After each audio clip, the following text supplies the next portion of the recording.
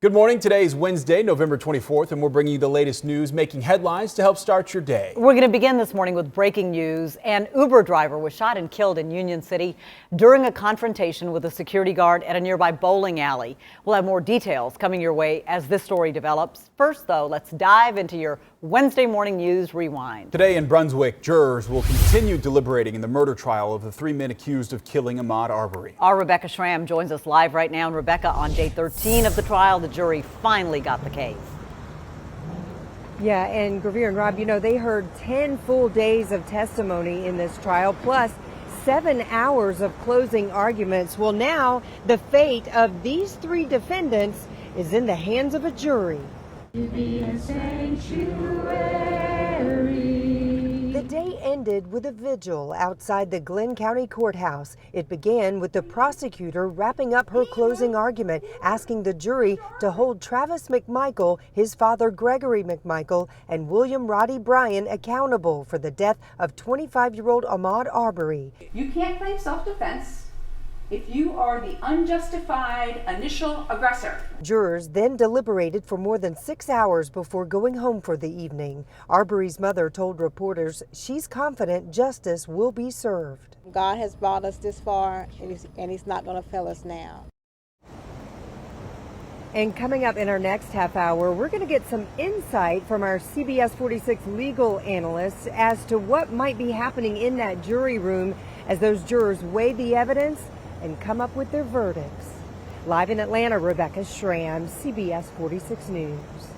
Rebecca, thanks for that. Developing this morning, a stunning turn in the search for a missing 8-year-old with autism. Her body found in a wooded area, her mother arrested. Mom Brittany Hall charged with trying to cover up her daughter's death, while Hall's girlfriend Celeste Owens is charged with the murder. Police say the body of 8-year-old Nicole Amari Hall was found in a wooded area in front of homes on Stone Trace Mill. According to warrants, the girl's own mother is suspected of punching and kicking her. Initially, she claimed that she woke up Sunday morning to find her door cracked open and believed that her daughter may have wandered outside. In terms of when they allege that she was missing is not consistent with the evidence that we found. Honestly, I couldn't wrap my mind around that. Like, why would you even have the guts to do something like that? This morning, we've learned Georgia DFACS did have a previous history with the child. They conducted investigations when Nicole was only 2 years old and again when she was 4 years old. But DFACS says abuse allegations at the time were found to be unsubstantiated. It's 5 minutes after 6 right now. We're keeping an eye on today with some of the other stories you need to know. Things are back to normal after a lockdown at Kennesaw State University. Everyone on the Marietta campus was told to shelter in place as police looked for an armed robbery suspect. Police say the robbery was at the El Ranchero restaurant not far from the KSU campus. No word this morning if police arrested the suspect. Police have found the firearm that went off and sparked chaos at our airport. An X-ray machine identified it in a carry-on bag Saturday. When a TSA agent tried to search the bag, 42-year-old Kenny Wells lunged and grabbed the gun, and it went off.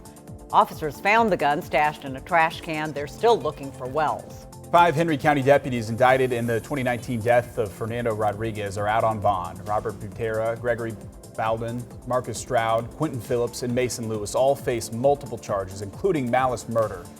Rodriguez died of asphyxiation after he was held to the ground, handcuffed. New progress on the Atlanta Beltline. The developer's now taking bids for construction on a section of the North Side Trail. It's going to stretch from Westminster Drive and Piedmont Park to Mason Street near Interstate 85. There are plans to include a transit line parallel to the trail.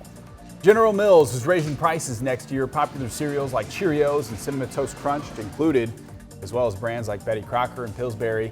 General Mills has not commented on the price jump, but a supplier says prices are expected to go up around 20% in mid-January. Happening today, a very busy day for travel. It's going to be the busiest Thanksgiving travel season that we've seen in quite some time. CBS 46's Trayson Bragg has been live at Hartsfield-Jackson all morning. Trayson, what are you seeing right now? Is it any busier than it was earlier? No, actually, we just had a little rush, and then again, it just kind of died down because employees here at Hartsfield-Jackson are doing a great job making sure people move through smoothly. And I'll say they have about double of the staff, at least in this section of the airport, than we normally see here. So that's also helping, of course. But AAA says they estimate that over 54 million people will travel this season. Many of those that travel through the air will travel through our airport right here at Hartsfield-Jackson. We absolutely celebrate when it's all over and we can kind of slow down and breathe a little. Well, right now it's far from over as we are right in the thick of it. I'm talking about the Thanksgiving holiday travel season. And let's just say this is going to be the busiest it's been in a while. As millions prepare to take to the skies this season, AAA says air travel is up 80% from this time last year. Officials say on Monday alone, 77,000 people went through security checkpoints here at Hartsfield-Jackson. So yes, if you're planning to travel, expect long lines. On a busy travel time like this, it's hectic. And please be a little patient because this time of year, we're all traveling for the right reasons. One of the more gratifying things about flying on the holidays is, at the end of the day, we're going down the escalator and we see families and friends getting together. So it looks like officials are keeping their word here at Hartsfield-Jackson, making sure everybody travels through safely and quickly during this travel season. Reporting live from Hartsfield-Jackson, I'm Trayson Bragg, CBS 46 News. All right, hopefully it stays smooth, Trayson. Thanks. For the second year in a row, the majority of major retailers are planning to keep their doors closed on Thanksgiving. Okay, but if you need some last-minute items, our Brooks Baptiste is joining us with the stores that are planning to be open. That list is really pretty short. Absolutely. That's the best way to put it. A lot of retailers are giving their employees more time with their family this year. But the good news is that when you're cooking, let's say Thanksgiving morning, if you happen to forget something at the grocery store, some places are going to be open Thursday, but most of them have limited hours. All right, let's get right into this list. You have Sprouts Farmers Market, the Fresh Market, Kroger is going to be open, and then Whole Foods Market. All of those are going to be open. Most of them, we're told, are closing by dinner time. Now, here in our area, many of your gas stations and convenience stores will be open as normal on Thursday as well. But check this out. Walgreens and CVS, they're going to be open, planning to keep their normal hours. Some of those stores even 24 hours, but the actual pharmacies themselves are going to be closed. And let's say you don't plan on cooking this year. There are many restaurants in Metro Atlanta that plan to serve meals. You can head over to our website, cbs46.com, and that's where we have a full list right here on this web article, restaurants serving Thanksgiving meals in Metro Atlanta. And there you'll find that full list of restaurants. Now, I'll tell you this, if you're going to a place like Waffle House or something like that, you probably just walk in, but there are a lot of spots on this list that do require reservations. So get on there, try to find that reservation if you need to, so that you don't miss out on that hot meal. I've always thought if I wasn't going to do the turkey, Brooks, I would do Popeye's Cajun style one. That one always sounded good. Every day of the year. Yeah. All right, Brooks, thanks for that good information.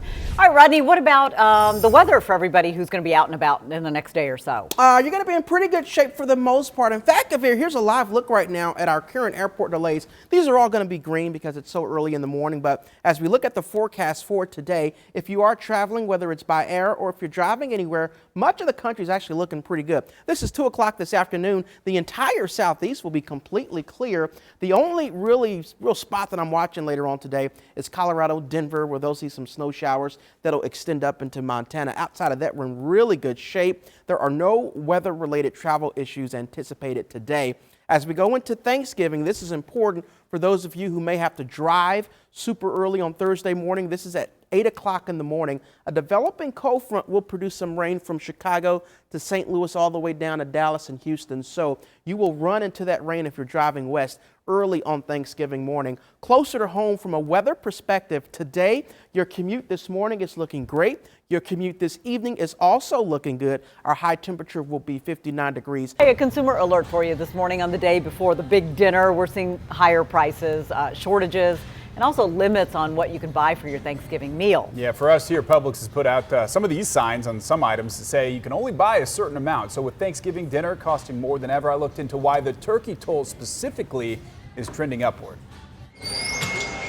It's going to be an expensive Thanksgiving. Turkey is not going to cost like the way it was. Shoppers are already prepared for the strain on their wallets. In October, the price of food was up 5.4% compared to 2020. Meat, poultry, and fish up nearly 12%. That means Tom, the Thanksgiving turkey, is costing more than ever. My money is not enough. Production of turkeys has been on the decline for a few years. Couple that with more people eating at home this year because of COVID and a massive return to family gatherings this holiday, and you get a supply crunch. And that's causing prices to go up. Kevin Berquist tracks the poultry industry for Wells Fargo. He says hatching more turkeys isn't hard. The problem is producing those turkeys for your dinner table. Every employer I talk to is, what's happening in your industry? Could be turkeys, could be anything else.